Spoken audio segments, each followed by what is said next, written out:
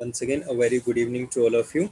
We are starting, you can say, as a revision, or you can say just as a once again with IPC 1860. कुछ particular चीज़ें जो एक general nature की हैं उनको जान लेते हैं पहले, और उसके बाद फिर आगे बढ़ेंगे हम इसमें।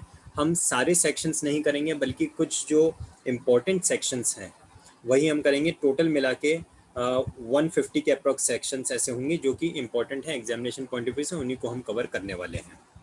चलिए, सबसे पहले this code is known as the Indian penal code and it is act number 45 of 1860. This act was enacted on 6th October 1860, but this act came into force. आप चैट बॉक्स में लिख के बताएं जिनको भी याद है कौन सी डेट पे ये एनफोर्स हुआ था। चैट बॉक्स में लिखें, बताएं।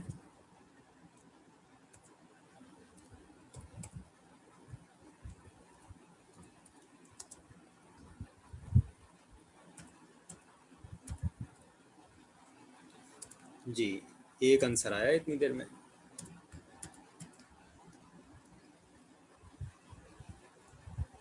विदिका का करेक्ट आंसर है, विदिका बिल्कुल। So Indian penal code prepare हो गया था, इनेक्ट हो गया था 6 अक्टूबर 1860 पे, लेकिन इसे एनफोर्स किया कौन सी डेट पे? इसे एनफोर्स किया 1 जनवरी 1862 से। एक और इम्पॉर्टेंट क्वेश्चन है जो कि आपकी नॉलेज में होना चाहिए। दिस कोड वॉज ड्राफ्टेड, जी मोई राठौर, करेक्ट आंसर आपका भी। This code was drafted bye Lord Thomas Babington Macaulay. Maharashtra 2015 के जुडिशियल एग्जामिनेशन में ये क्वेश्चन आया भी था, इंडियन पेनल कोड को किसने ड्राफ्ट किया। तो बहुत ही जनरल नेचर का क्वेश्चन है, बट कई बार क्योंकि कहीं पे भी एक्ट में तो लिखा होता नहीं है, बेयर एक्ट में होता नहीं है, और बुक्स में भी अगर ना हो तो हमें नहीं मालूम पड़ पाता है, तो ये याद रखिएगा। This code was drafted bye Lord Thomas Babington Macaulay.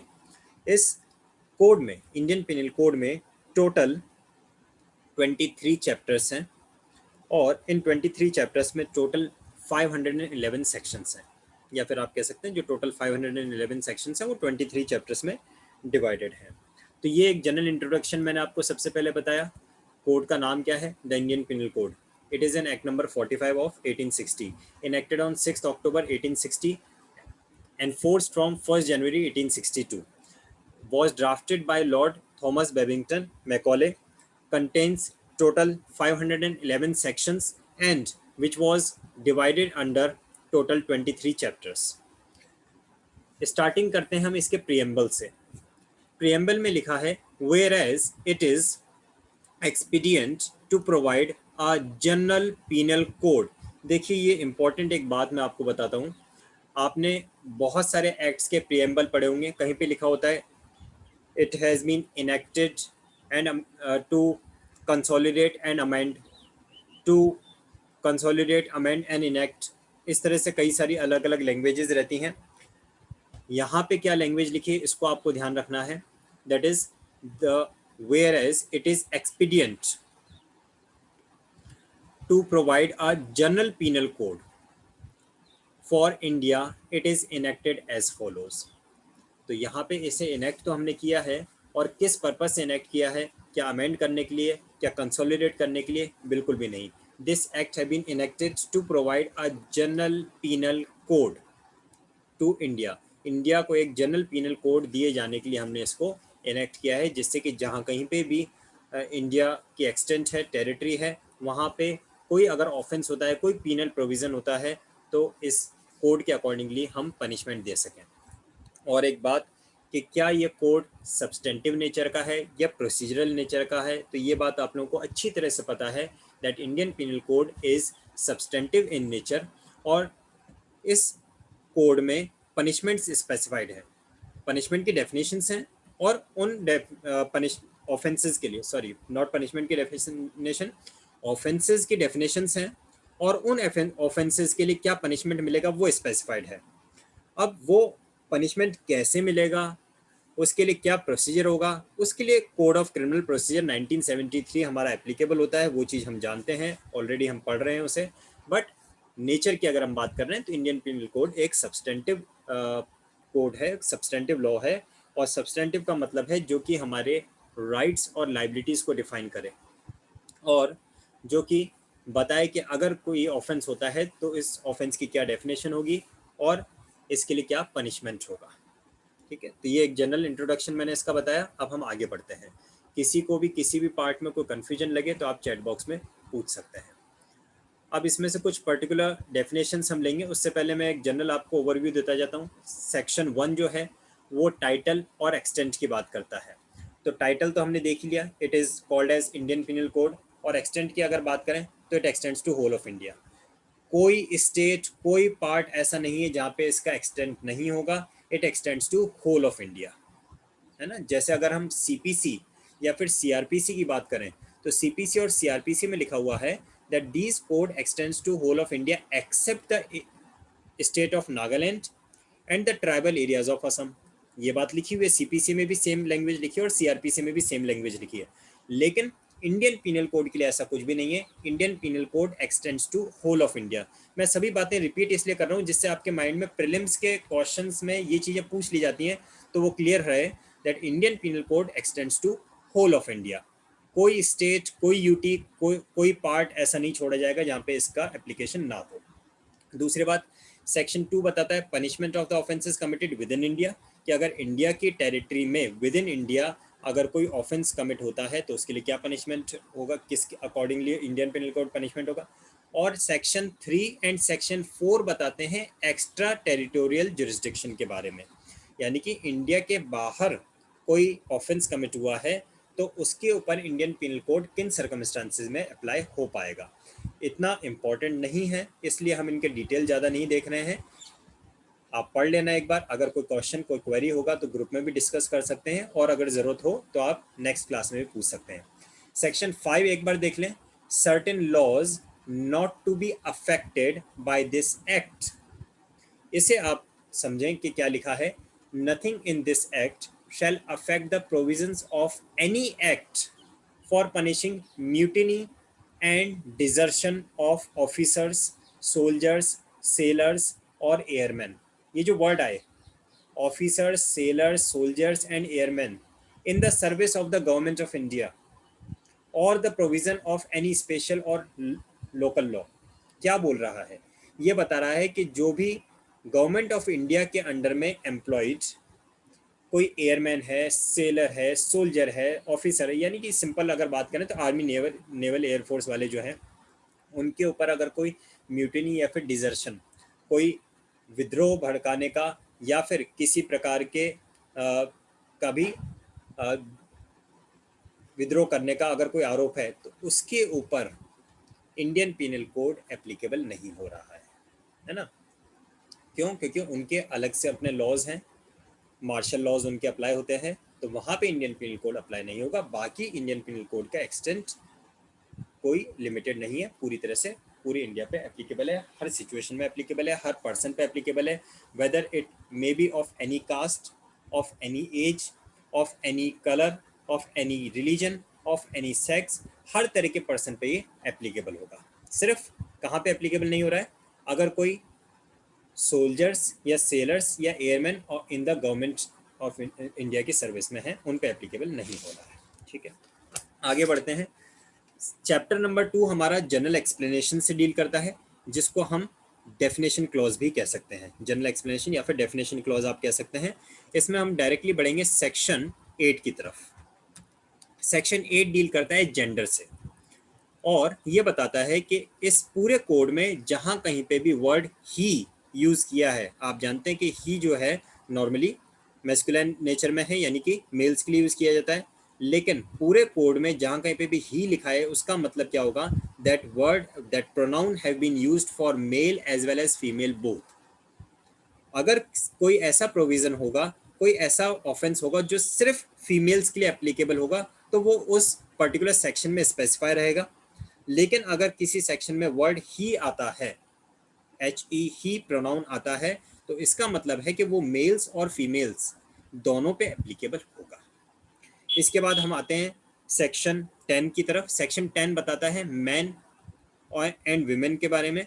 Man and woman भी वही बात आती है, किसी भी एज का हो, चाहे 1 साल का है, 5 साल का है, 20 साल का है या 100 साल का है, लेकिन मैन और वुमन किसी भी एज का है तो वो उसमें कैटेगराइज हो जाएगा। The word man denotes a male human being of any age, the word woman denotes a female human being of any age. अब यहाँ पे आप कंफ्यूज नहीं होना, इसके जनरल एक्सेप्शंस को हम पढ़ेंगे। जैसे कि ये आता है ना कि अगर कोई भी ऑफेंस 7 साल से कम एज के बच्चे ने किया है तो उसके ऊपर उससे पनिशमेंट नहीं मिलेगा, तो उसे पनिशमेंट नहीं मिलेगा, लेकिन उसको भी हम मैन और वुमेन की डेफिनेशन में तो काउंट करेंगे ही करेंगे। तो इसलिए बात आती है कि ऑफ एनी एज। जो जो सेक्शंस मैं आपको स्पेसिफिकली यहाँ पे डिफाइन कर रहा हूँ या फिर एक्सप्लेन कर रहा हूँ, उन सेक्शंस को आप अपने बेयर एक्ट में मार्क करते जाइए, और अगर अभी आप बेयर एक्ट लेके नहीं बैठे हो तो एक पेपर पे आप इनको लिखते जाओ। बिकॉज मैंने जैसे कि बताया, मैं पूरे 511 सेक्शंस यहाँ पे डिस्कस नहीं करने वाला हूँ। कुछ जो पर्टिकुलर सेक्शंस हैं, अप्रॉक्सीमेटली 150 सेक्शंस हैं जो हम डिस्कस करने वाले हैं, जो prelims as well as mains examination point of view से इंपॉर्टेंट है। तो सबसे पहले मैंने आपको बताया सेक्शन 1, और उसके साथ में कुछ जनरल इंट्रोडक्शन, प्रियम्बल इंपॉर्टेंट है, उसमें से क्वेश्चन आता है। उसके बाद हम आए सेक्शन 8 पे, देन आए सेक्शन 10। अब डायरेक्टली हम मूव ऑन कर रहे हैं किस पे, सेक्शन 14 पे। सेक्शन 14 है सर्वेंट ऑफ गवर्नमेंट। सेक्शन 14 वैसे इतना इंपॉर्टेंट नहीं है, लेकिन कभी कभी मेंस में एक क्वेश्चन आता है, the difference between public servant and servant of government. उस पॉइंट ऑफ व्यू से हमें ये पता होना चाहिए कि सर्वेंट ऑफ गवर्नमेंट को डिफाइन किया है सेक्शन 14 में, और सर्वेंट ऑफ गवर्नमेंट की डेफिनेशन क्या है। तो यहाँ पे लिखा है, the word servant of government denote any officer और सर्वेंट। अब यहाँ पे जो वर्ड्स हैं इनको आप ध्यान से देखें क्या क्या लिखे हैं। कंटिन्यूड, अपॉइंटेड और एम्प्लॉयड, ये 3 वर्ड्स हैं जो आपको ध्यान में रखने हैं सर्वेंट ऑफ गवर्नमेंट की डेफिनेशन के पॉइंट ऑफ व्यू से। कोई भी ऐसा पर्सन जो कि या तो ऑफिसर है या फिर सर्वेंट है। कैसे? या तो वो कंटिन्यू कर रहा है, या फिर अपॉइंट किया है, या फिर एम्प्लॉय किया है इन इंडिया बाय और under the authority of government. By और under the authority of government, तो क्या लगता है ये कौन सी गवर्नमेंट की बात कर रहे हैं, स्टेट गवर्नमेंट की या फिर सेंट्रल गवर्नमेंट की? सेक्शन 17 यहाँ पे अप्लाई होता है। सेक्शन 17 बताता है government means state and central both. जहाँ कहीं पे भी स्पेसिफिकली सेंट्रल गवर्नमेंट की या स्पेसिफिकली स्टेट गवर्नमेंट की बात होगी तो वहाँ पे लिखा हुआ आएगा क्लियरली। अदरवाइज जहाँ पे लिखा हुआ रहा है अथॉरिटी ऑफ गवर्नमेंट, इसका मतलब है जो कोई भी पर्सन गवर्नमेंट के अथॉरिटी के अंडर में विद इन इंडिया कंटिन्यू करता है, अपॉइंट होता है या फिर एम्प्लॉय रहता है एज एन ऑफिसर और as a servant, will be consider to be the servant of government. Words को आप ध्यान रखें, प्रीलिम्स में यही वर्ड्स उठ के आते हैं। सपोज क्वेश्चन आ जाएगा, servant of government will be as per section 14 of IPC continued, point option A continued, option B appointed, option C employed, option D all of the above। तो answer क्या होगा? all of the above। any person who is being denote any officer or servant continued, appointed or employed in India, in India बाहर नहीं, with in India की बात कर रहा है, और by the authority of government होना चाहिए। आगे बढ़ते हैं, सेक्शन 14 के बाद हम डायरेक्टली आ रहे हैं सेक्शन 19 पे। क्या हो गया इसका? अरे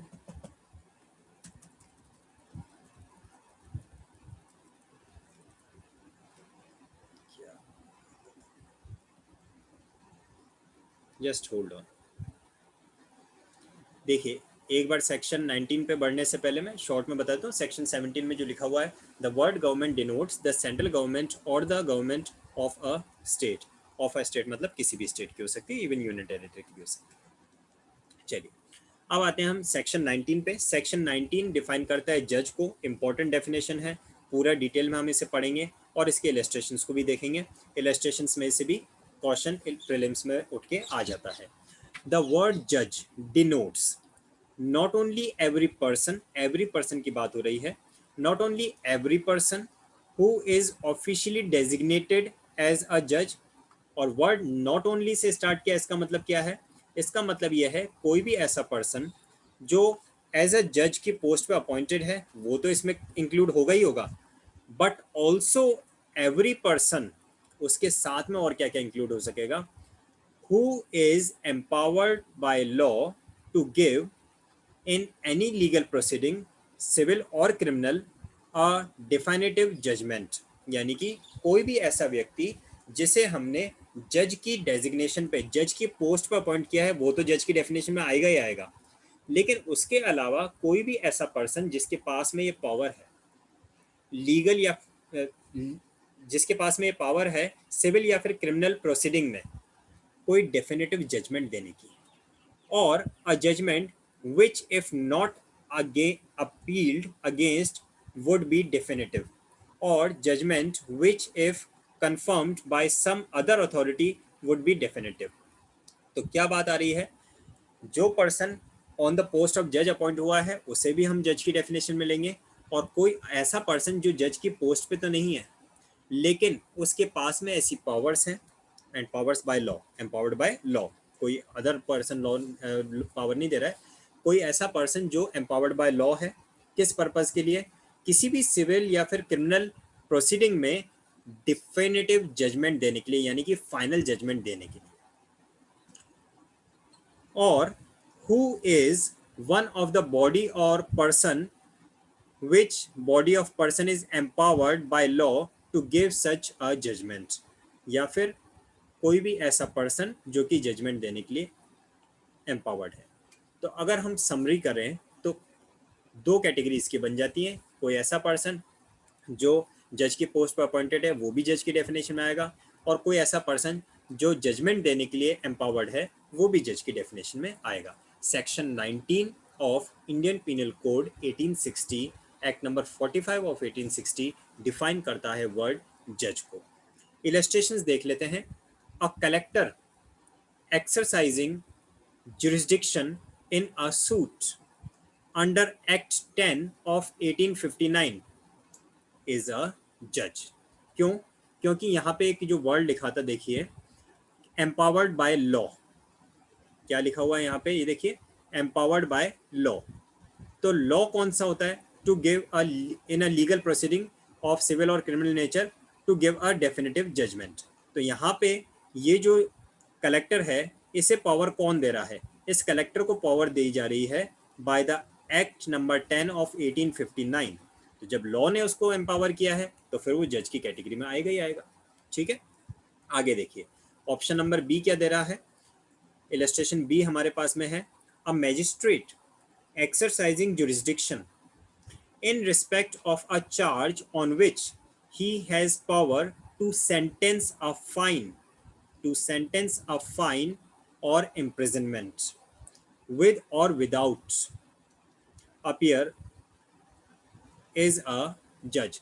तो कोई ऐसा पर्सन जो कि मैजिस्ट्रेट है और उसके पास में जुरिस्डिक्शन है कि वो किसी ऑफेंस के लिए सेंटेंस दे सके, सेंटेंस यानी कि पनिशमेंट दे सके, सजा दे सके, और विद और विदाउट फाइन दे सके, तो इसे हम जज की कैटेगरी में काउंट करेंगे। क्यों? क्योंकि वो जजमेंट दे रहा है, सेंटेंस देना भी तो जजमेंट की कैटेगरी में आता है।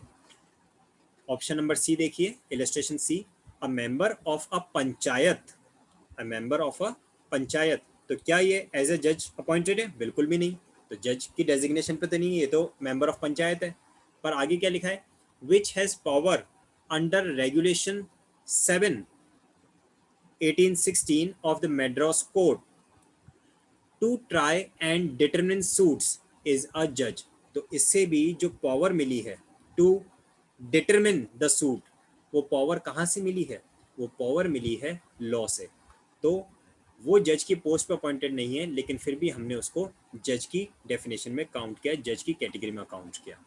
तो मैंने जैसे कि बताया सेक्शन 19 जो डिफाइन कर रहा है वो क्या बोल रहा है, वो दो बातें बोल रहा है। पहली बात, कोई भी ऐसा पर्सन जो जज की पोस्ट पे, जज की डेजिग्नेशन पे अपॉइंटेड है उसे तो हम जज कहेंगे ही कहेंगे, पर इसके अलावा कोई अदर पर्सन जिसे लॉ ने एम्पावर किया है to give a definitive judgment और to give a judgment in any of the civil और क्रिमिनल प्रोसीडिंग, तो उसे भी हम जज की कैटेगरी में लेंगे। तो इसके अकॉर्डिंगली मेंबर ऑफ पंचायत भी जज है, magistrate exercising jurisdiction in a criminal proceeding भी जज है।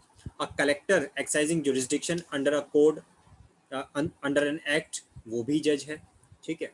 और यहाँ पे इलस्ट्रेशन डी दे रखा है, a magistrate exercising jurisdiction in respect of a charge on which he has power only to commit for trial to another court.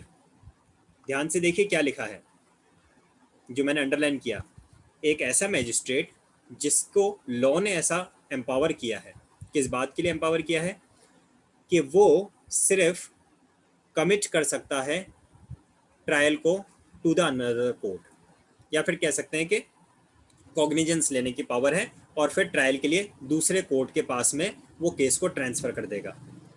इसे जज की कैटेगरी में, इसे जज की डेफिनेशन में काउंट नहीं किया है। क्यों? क्योंकि हमारी डेफिनेशन कहती है जिसे फाइनल जजमेंट देने की, जिसे सेंटेंस देने की पावर है, वो जज की कैटेगरी में आता है। जो सिर्फ ट्रायल के लिए आगे कोर्ट केस को फॉरवर्ड कर रहा है तो उसे हम जज की कैटेगरी में नहीं लेंगे। हमने सीआरपीसी में पढ़ा था कि जो कोर्ट्स होती हैं वो एक ट्रायल कोर्ट होती है और एक कोर्ट टेकिंग द कॉग्निजेंस होती है। जो कॉग्निजेंस लेने वाली कोर्ट है उसके प्रेसाइडिंग ऑफिसर को आईपीसी के सेक्शन 19 के हिसाब से हम जज की कैटेगरी में नहीं लेंगे।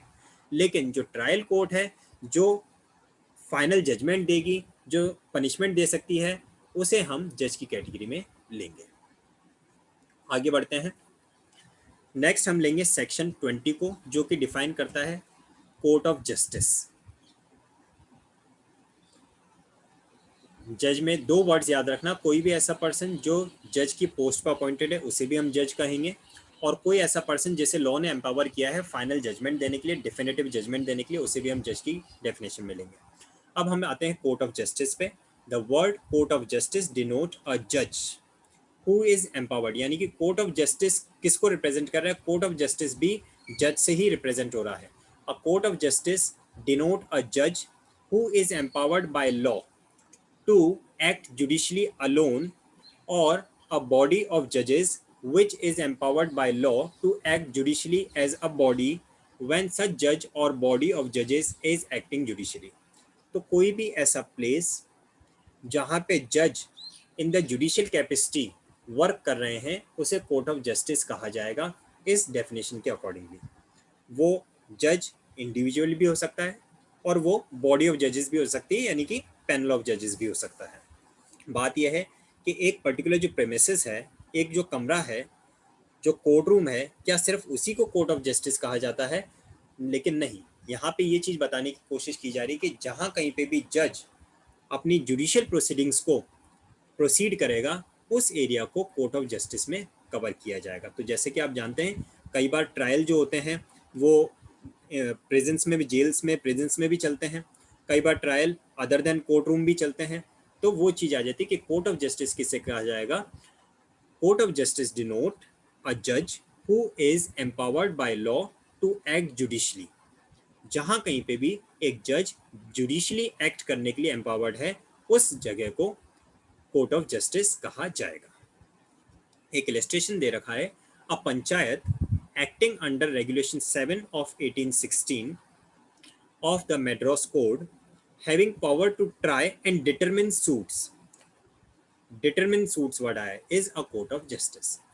उसे हम जज भी कह रहे, पंचायत मेंबर ऑफ पंचायत जो था उसे हमने जज कहा था, पिछले सेक्शन 19 में आपने देखा था। मेंबर ऑफ पंचायत जो था उसे हमने जज कहा था, और उस पंचायत को हम क्या कह रहे हैं? कोर्ट ऑफ जस्टिस कह रहे हैं। दोनों बात क्लियर हुई अच्छे से कि यही regulation 7 of 1816 of the Madras code में जो मेंबर ऑफ पंचायत था उसे हमने जज कंसीडर किया था, और उस पंचायत को हम कोर्ट ऑफ जस्टिस कंसीडर कर रहे हैं। ठीक है, आगे बढ़ते हैं।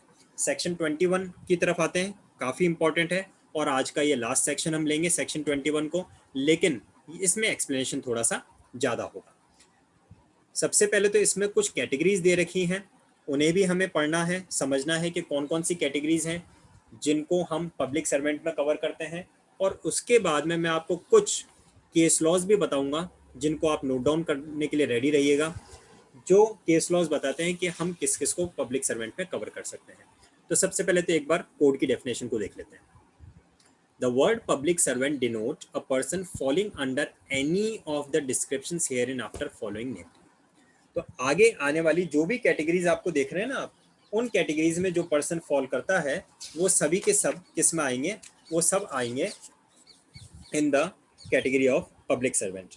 टोटल मिला के यहाँ पे 12 पार्ट्स दे रखे हैं, या फिर कह सकते हैं 12 कैटेगरीज दे रखी हैं, जिसमें से फर्स्ट वन जो है वो तो रिपील्ड है।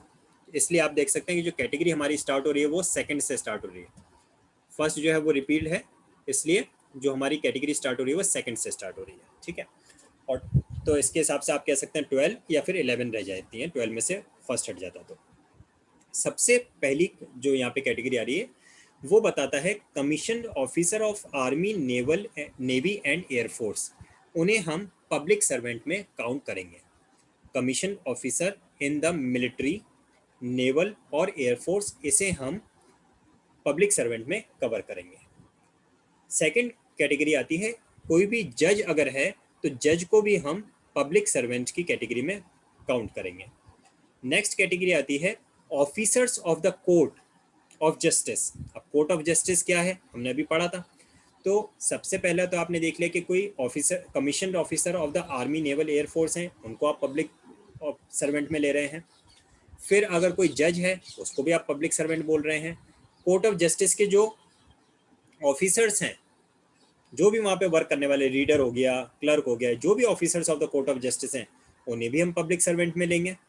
इसके बाद में नेक्स्ट आता है the jury man, the assessor और member of panchayat assisting a court of justice are also public servant. Next कैसी कैटेगरी में क्या बता रहे हैं, अगर कोई ज्यूरी मैन है उन्हें भी पब्लिक सर्वेंट कहा जाएगा, असेसर हैं उन्हें भी पब्लिक सर्वेंट कहा जाएगा, मेंबर ऑफ पंचायत हैं उन्हें भी पब्लिक सर्वेंट कहा जाएगा। वैसे आप देख सकते हैं मेंबर ऑफ पंचायत को अभी थोड़ी देर पहले हमने जज माना था, तो जब हमने जज मान लिया तो जज को तो वैसे भी पब्लिक सर्वेंट मान रहे हैं, तो उससे भी आप याद रख सकते हैं कि मेंबर ऑफ पंचायत जो है वो भी जज की कैटेगरी में है। Member of panchayat assisting the court of justice, तो ये आता है अपने फिफ्थ वाली कैटेगरी। नेक्स्ट हमारे पास में आता है अगर कोई आर्बिट्रेटर है रेफर्ड बाय द कोर्ट, कोई ऐसा आर्बिट्रेटर जो कि कोर्ट ने जिसको रेफर किया है वो भी पब्लिक सर्वेंट की डेफिनेशन में आता है। मैं वन वर्ड बताता जा रहा हूँ, इनको आप चाहें तो नोट डाउन कर सकते हैं। सबसे पहला मैंने आपको बताया the commission officer of army, naval and air force. दूसरा मैंने आपको बताया जज। तीसरा मैंने आपको बताया officer of the court of justice. और इसमें एक चीज़ मैं आपको बताना चाहूँगा, जो मैंने बोला ना officer of the court of justice, तो मैं आपसे क्वेश्चन पूछता हूँ, आप लोग चैट बॉक्स में येस और नो में आंसर देंगे। क्या एडवोकेट को पब्लिक सर्वेंट कंसिडर किया जाएगा, क्योंकि एडवोकेट भी तो कोर्ट ऑफ जस्टिस में ही वर्क करते हैं। तो क्वेश्चन ये है, you just have to mention yes और no in the chat box कि क्या हम एडवोकेट को officer of court of justice consider करेंगे, क्या हम एडवोकेट को पब्लिक सर्वेंट कंसिडर करेंगे। येस और नो में आपको आंसर देना है। एडवोकेट्स और the pleaders, can it be considered to be the public servants or the officers of the court। मैं देख पा रहा हूँ कुछ आंसर्स मेरे पास में आए हैं। अभिषेक, माही, ऋचा, विदिका, ठीक है। और अब इस चीज़ को आप क्लियरली अपने बेयर एक्ट अगर लेके बैठे हैं तो उस बेयर एक्ट में लिखिए, और अगर आप बेयर एक्ट नहीं लेके बैठे हैं तो जो भी आपके पास में नोट्स वगैरह बनाने के आप कॉपी लेके बैठे हैं उसमें जल्दी से लिखेंगे आप, that is advocates are not considered to be the public servant और and advocates are not counted under the category of officers of the court. ठीक है, इसको आप लिखेंगे। इंपॉर्टेंट बात है क्योंकि इसी तरह के क्वेश्चंस आ जाते हैं फिर।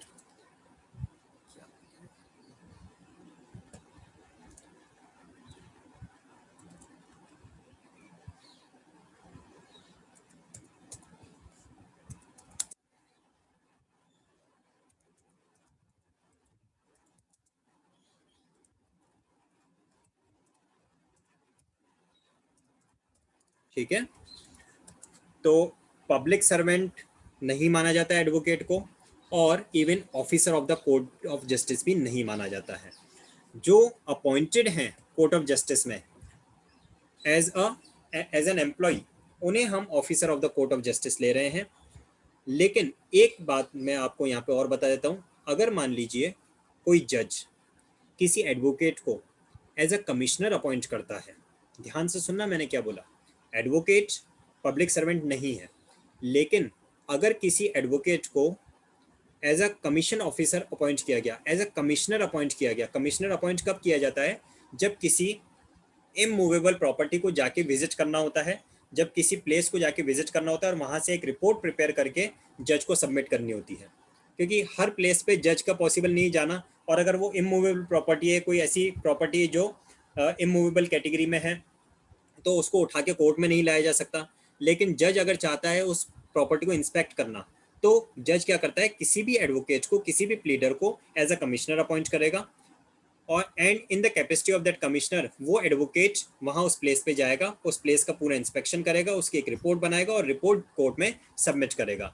तो बात ये आती है कि ऐसी कंडीशन में फिर उस एडवोकेट को हम पब्लिक सर्वेंट मानेंगे। कौन से एडवोकेट को?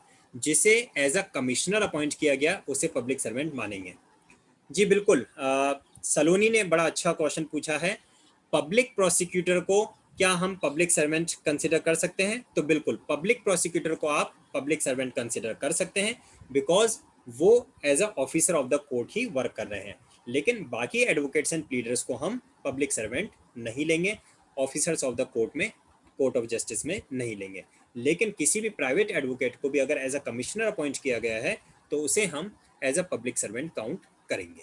ठीक है, आगे बढ़ते हैं। आगे कुछ और कैटेगरीज दे रखी हैं, उनकी तरफ हम आते हैं। हाँ, तो मैंने आपको क्या बताया अभी तक? Commission officer of the army, naval and air force, इसके बाद जजेस, वो भी पब्लिक सर्वेंट है। Officer of the court of justice होते हैं, तो वो भी पब्लिक सर्वेंट है। अगर कोई ज्यूरीमैन, असेसर और द मेंबर ऑफ पंचायत हैं, वो भी पब्लिक सर्वेंट होंगे। इसके बाद में नेक्स्ट आता है arbitrator referred by court of justice. कोई आर्बिट्रेटर अगर हैं, उन्हें भी हम पब्लिक सर्वेंट मानेंगे। ठीक है, वो भी पब्लिक सर्वेंट की कैटेगरी में फॉल करते हैं, आर्बिट्रेटर्स। और क्या लिखा है उसके लिए? एवरी आर्बिट्रेटर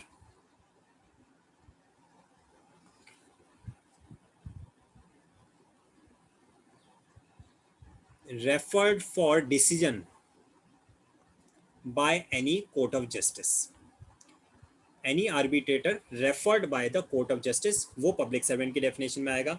इसके बाद में नेक्स्ट आता है the person empower to keep any person in confinement. कोई भी ऐसे पर्सन जो किसी दूसरे को कन्फाइनमेंट में रखने के लिए एम्पावर्ड हैं। तो इससे सिंपल से आप अपने माइंड में ला सकते हैं कि पुलिस के पास में ये पावर होती है कि वो किसी को कन्फाइनमेंट में रख सकें, कस्टडी में रख सकें। लेकिन उसके अलावा भी कोई ऐसी एजेंसी अगर है जिसके पास में लॉ के थ्रू एम्पावर्ड है कि वो किसी को कन्फाइनमेंट में रख सकें, तो फिर वो भी पब्लिक सर्वेंट की कैटेगरी में आएंगे। नेक्स्ट हमारे पास में आता है पुलिस एडमिनिस्ट्रेशन। पुलिस एडमिनिस्ट्रेशन जो है वो भी पब्लिक सर्वेंट की कैटेगरी में आते हैं। लेकिन यहाँ पे एक चीज़ ध्यान रखने की है, 8th वाला ही बता रहा हूँ मैं। Police administration, every officer of the government whose duty is it is as such officer to prevent offence, to give information of offense, to bring offender to the justice, or to protect the public health, safety और convenience। ठीक है, तो ये किसको denote कर रहे हैं? ये पुलिस ऑफिसर्स को डिनोट कर रहे हैं 8th कैटेगरी में।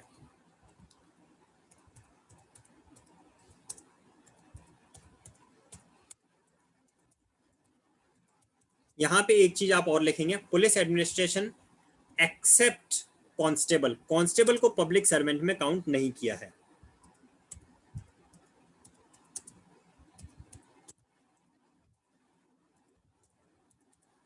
ठीक है,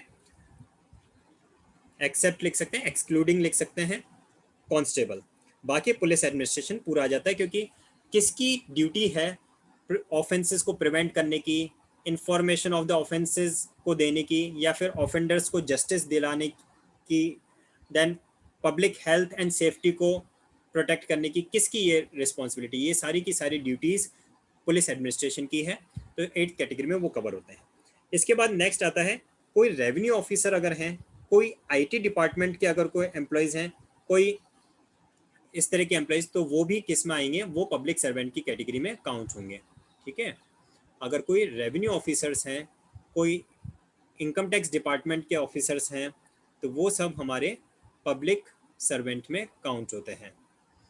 Every officer whose duty it is as such officer to take, receive, keep or expend any property on behalf of the government, or to make survey, assessment or contract on behalf of the government, और to execute any revenue process. अब revenue process कौन करेगा, income tax department, sales tax department, ठीक है, commercial taxes department. और to investigate और to report on any matter affecting the pecuniary interest. Pecuniary interest का मतलब होता है इकोनॉमिक इंटरेस्ट या फिर monetary interest. Word pecuniary means economic या फिर मॉनेटरी, जो कि मनी से रिलेटेड हो। ठीक है, तो इसके लिए आप चाहें तो वहाँ पे बेरेक्ट में लिख सकते हैं, ब्रैकेट बना के, that it includes what? It includes revenue officers,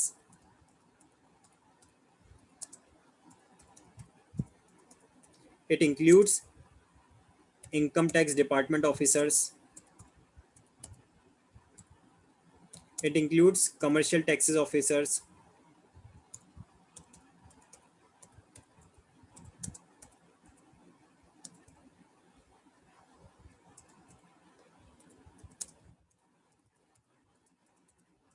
ठीक है, ये आप वहाँ पे लिख सकते हैं। इसके बाद में नेक्स्ट आता है the trust officers, the Patwari, the village panchayat प्रमुख, all these are also considered as the public servants।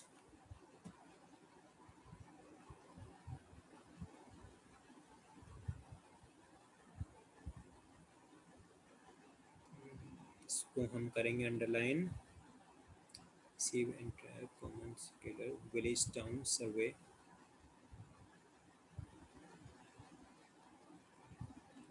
किसी विलेज टाउन डिस्ट्रिक्ट से रिलेटेड यही सारे वर्क जो किए जा रहे हैं। कोई सर्वे कंडक्ट करना है,